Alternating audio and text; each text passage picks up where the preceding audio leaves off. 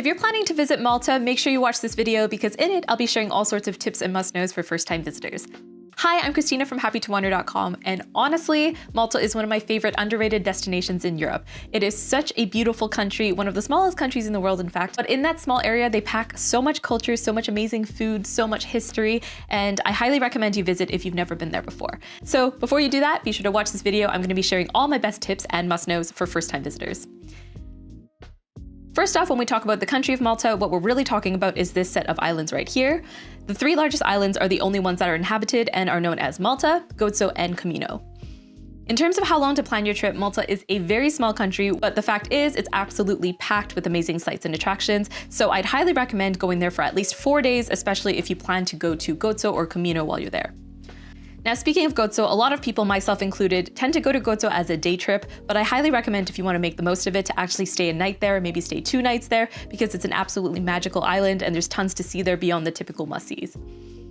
Another great plus for Malta is it's relatively affordable compared to some other European destinations, and so I think you get a lot of bang for your buck, although it is starting to get quite expensive in some of the more touristy areas. That said, Malta is very compact, so if you want to save money, actually a really good idea is to stay maybe outside of Valletta, which is the capital and where the most expensive hotels are. You can easily stay in the 3 cities and then take a really quick boat ride over, or you can stay in Slima, although that's also quite expensive these days, but there are a lot of different options. And if you want to go even further off the beaten path, you can book a stay somewhere more remote, which will obviously be cheaper. And it's also just a nice way to kind of escape the crowds and explore a bit more off the beaten path as well. Now, in terms of the best time to go, Malta is commonly considered a beachy, hot summer destination. So a lot of people will come here in the summer. But honestly, if you're like me and you're planning to visit Malta for the historical attractions and to see the landscapes, summer might be the worst time to go just because it's really, really hot and it gets very busy and chaotic and more expensive as well. For me, I think I'd really recommend going in the spring. My first trip to Malta was in April and the temperatures were just honestly perfect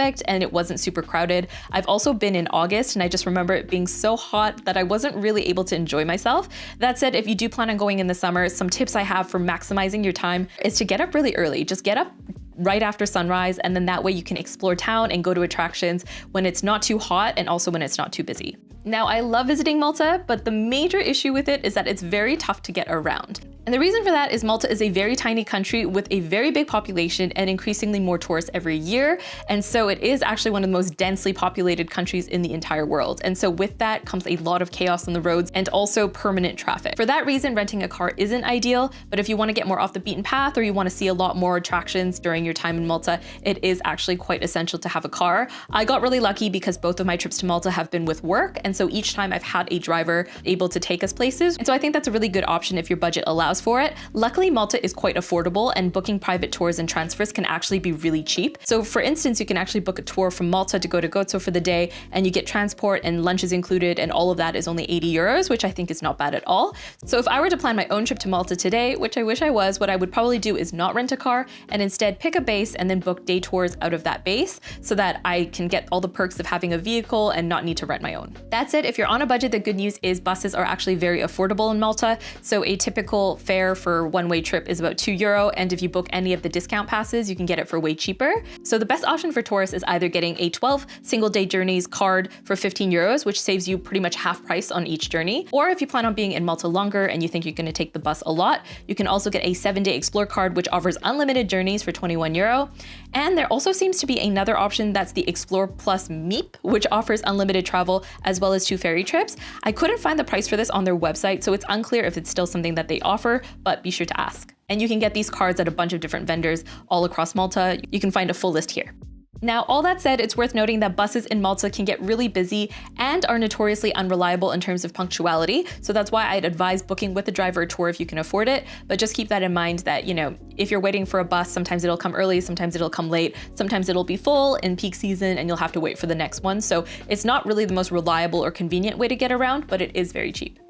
Another tip I have for you is to do a bit of research about the history of Malta before you arrive. I usually would recommend this for any destination, but specifically for Malta, this is really important because this tiny country has had such an interesting and turbulent history, and understanding the history will really help you understand sort of the unique cultural mix that you encounter when you get to Malta. For instance, there are some temples on the island that are 1,000 years older than the pyramids of Giza. So there's a lot of history there, and it's really, really interesting to read about. Now, beyond just having years and years of history under its belt, Malta also has a very unique character that is unlike unlike any other place in the world. And that's probably because up until 1964, they were actually under continual occupation from a bunch of different groups. And so the unique identity of Malta that we see today is actually thanks to the combined influence of the Carthaginians, the Romans, the Byzantines, the Arabs, the French, and more recently, the British. Now, another interesting byproduct of Malta's history is that it is remarkably British in a lot of ways. This shocks a lot of first-time visitors. It definitely shocked me. I knew that Malta was a part of the British Empire once upon a time, but I didn't realize just how much of the influence you'd see in the day-to-day. For instance, they drive on the left side of the road. You have to bring an adapter because they actually have the 3 prong plugs just like in the UK. They have red phone booths in certain parts of historic Valletta. All these different things that really reflect the British influence. The good thing is though, you don't need to bring any alternative currencies if you're coming from Europe, just because they do use the euro here. Now, some good news for English speakers. English happens to be one of the official languages of Malta, so you'll have no trouble getting by with English, especially in touristy areas. Pretty much everybody speaks it. Of course, it is still more polite to at least know the basics in Maltese like hello and thank you. So to say thank you, it's a simple grazie. If you're saying good morning, it's a simple bonjour. If you're saying good evening, it's bonsoir. And if you're saying good afternoon, it's waranof senare tayeb. Yeah. I know, it took me a very long time to get that. So maybe just say hello to people in the mornings and the evenings. As I mentioned before, Malta has been influenced by so many different cultures over the years, and based on their cuisine, they've literally just taken the most delicious parts of every culture that's come through there and put it in their food, because I love Maltese food. There are so many delicious specialties that you have to try. So a few of them include pastizzi. You can find these everywhere. They're super cheap. They're like little pockets of joy that are wrapped in a crispy phyllo dough, and it's usually filled with ricotta or peas. Another must try is aret, which is a date-filled pastry that sometimes they serve with like creamy Maltese ice cream. I don't know what they put in their ice cream, but it is so thick and so delicious. Another one is stufod talfinek, which is like a rabbit stew, and it's just like the most tender and delicious dish. Another one's bigila, which is a creamy bean dip that goes really well with just everything. It's so tasty. And there's also bracioli, which is translated to beef olive, but that's just like a really strange translation. It's more or less just like beef rolls that are stuffed with egg, bacon, breadcrumbs, stuff like that, and then braised in this like wine sauce. And lastly, apart from all those specialties, be sure to try the seafood, okay? As you can imagine, there's a lot of sea around Malta, so there's a lot of amazing seafood to be had, especially if you're going to one of those fishing villages like Marsaxlokk.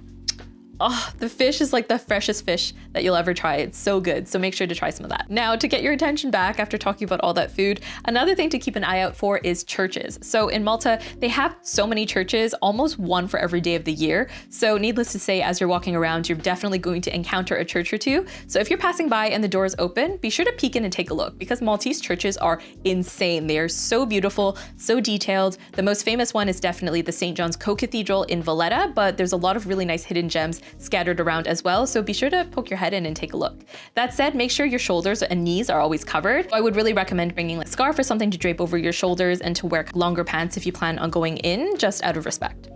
Now, before we wrap up, I do want to do a quick Instagram versus reality session, because I think Malta is just one of those places that's so beautiful and it's so photogenic, but a lot of people tend to post photos from the same places that don't necessarily give an accurate picture of what it's actually like to visit. So first off, if you've seen photos of this amazing spot in Malta, unfortunately, it no longer looks like this. If you haven't heard, this natural arch was once known as the Azure Window. It was a very famous arch, but sadly, it collapsed into the sea in 2017, and so it's no longer there. I'm really sad because this collapse actually happened about a month before I visited Malta for the first time, so it's really sad that I never got to see it, but alas, there's a lot of other great places to see as well, so just keep that in mind that this arch no longer exists. Another spot you'll see lots of photos of is Popeye Village, this very colorful village that people often pose with in the background. And what you need to know about this place is it's very pretty, but it's actually quite far up north. And so it's not really that close to Valletta and not close to a lot of the main tourist attractions. So you will be kind of going out of your way to go see it. Another thing is it's not just a cute fishing village. It's actually a film set from the 80s that was converted into a Popeye themed amusement park. And to this day, I don't know very many people who have actually gone inside the amusement park, but I have, because I love stuff like that. And I honestly have to say, I really loved it because I love quirky and strange little attractions.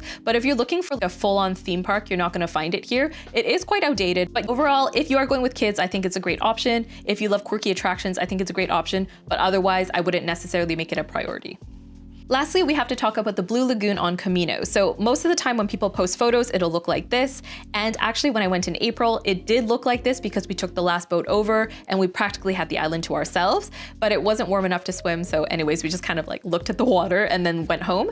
But if you go in the summer, this is definitely one of the most popular spots to go swimming. So it's not gonna look like this. There's gonna be tons and tons of other swimmers. In fact, I've read some reviews that kind of liken this experience to swimming in a hotel pool. So just know it's not gonna be super quiet and peaceful. So just keep that in mind and have your expectations in check. All right, last but not least, this is a very dorky tip, but I highly recommend you binge watch TV shows and movies that were set in Malta before your trip. And the reason I say this is because over the years, Malta has been used as a film set time and time again because it's such a unique and beautiful place. So I guarantee there's probably a movie that you've watched that has filmed in Malta in the past. Some big names include Assassin's Creed, Murder on the Orient Express, Gladiator, Troy, and season 1 of Game of Thrones. So be sure to watch those and just get hyped for your trip because I think it's just so fun to be able to go to a place and recognize them from a TV show or movie that you watched. All right, I hope you enjoyed that list of Malta travel tips. As usual, if you have any questions, let me know in the comments. And if you want more practical travel videos just like this one, be sure to like and subscribe for more. All right, I'll see you guys next week. Bye!